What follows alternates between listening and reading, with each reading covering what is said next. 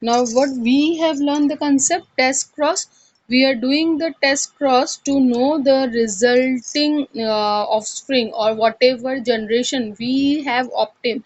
Now we know very well that whatever phenotype we are observing is not necessary. It is the pure tall, in especially in the case when we are doing the pure tall and pure dove crossing. So that particular time, that resulting offspring, whether it is the pure tall or not, if we want to observe, so that particular time a type of cross is done. That cross is known as the test cross.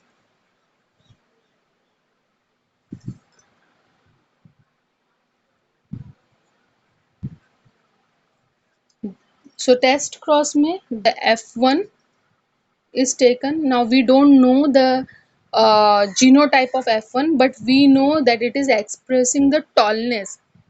It is always and always is cross with the recessive parent. This is important here to know.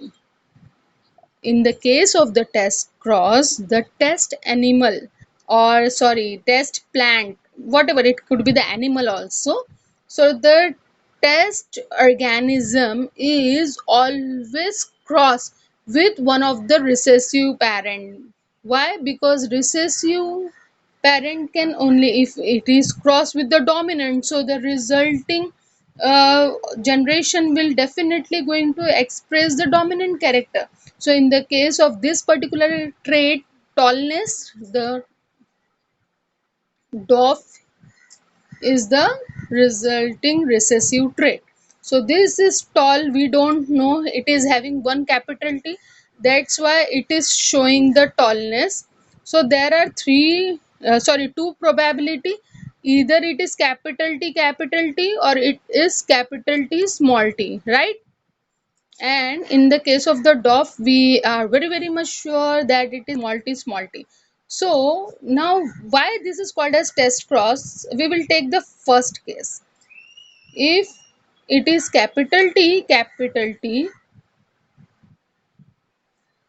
if it is cross with this, so we will observe all tall. So if all the after the test cross, all the generation is showing the dominant character, that means that test organism is having the pure dominant character. Now we will take the second case, that is the capital T small t.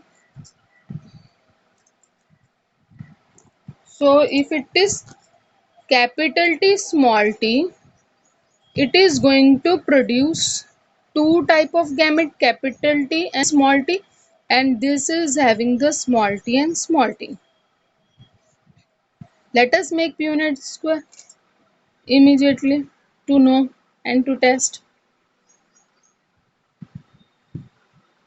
So this capital T, small t, this is small t, capital T small t and small t. So in the case of the test cross, if the test organism is not pure dominant, or you can say the hybrid dominant, so that particular time the resulting test will give half of the offspring with the dominant trait and half of the offspring with the recessive trait. So this is the test cross. And back cross is simple, very simple. In the case of the back cross, that F1 hybrid, they are cross with one of its parents, any parent, it could be the dominant, it could be the recessive. Now why this particular thing is done? To maintain the quality, or you can say to achieve a genotype which is closer to the parent, to maintain particular type of the character, like you can say the tallness or whatever economically important trait maintain करने के लिए ये particular cross किया जाता है. So this is about the test cross and back cross.